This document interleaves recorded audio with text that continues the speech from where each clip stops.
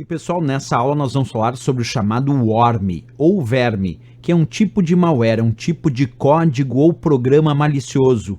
Mas o que ele tem de característica?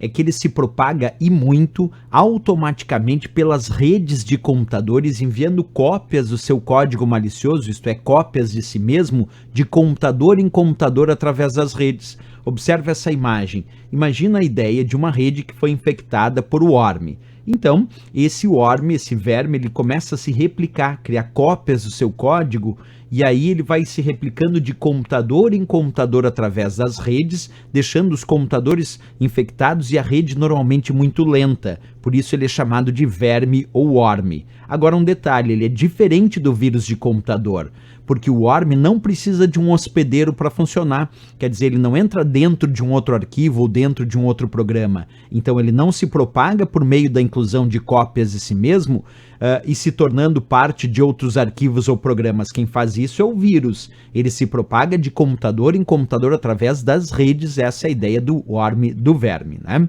As formas mais comuns de propagação do verme, do worm, é através da execução direta das cópias, mas muito comumente nas provas de concurso, eles dizem que o worm se propaga automaticamente, explorando vulnerabilidades, isto é, falhas existentes nos programas instalados e nos sistemas, para se propagar de computador em computador através daquela rede, numa atividade de exploração de vulnerabilidades que acontece antes, chamada de scanning. Com o scanning, é possível explorar vulnerabilidades. Então, nesse processo, o worm, na fase de propagação, ele vai procurando outros sistemas para infectar que tenham aquela falha, que tenham aquela vulnerabilidade. E aí ele vai se propagando, criando cópias de computador em computador.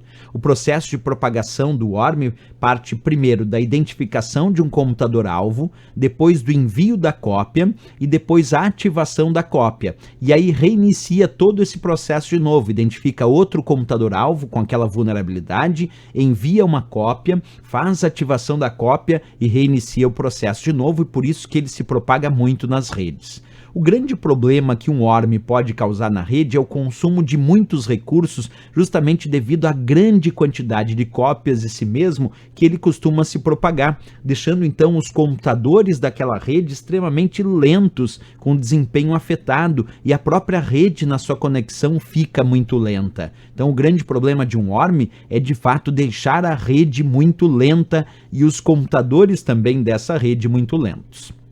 Pois bem, vamos avaliar questões de prova sobre esse assunto então. Vem comigo. A respeito da segurança da informação, julgue o item subsecutivo. Worms, assim como os vírus, são autorreplicáveis e necessitam ser executados pelos usuários para se propagarem e infectarem os computadores de uma rede. Bem, pessoal, está errado. E por que está errado?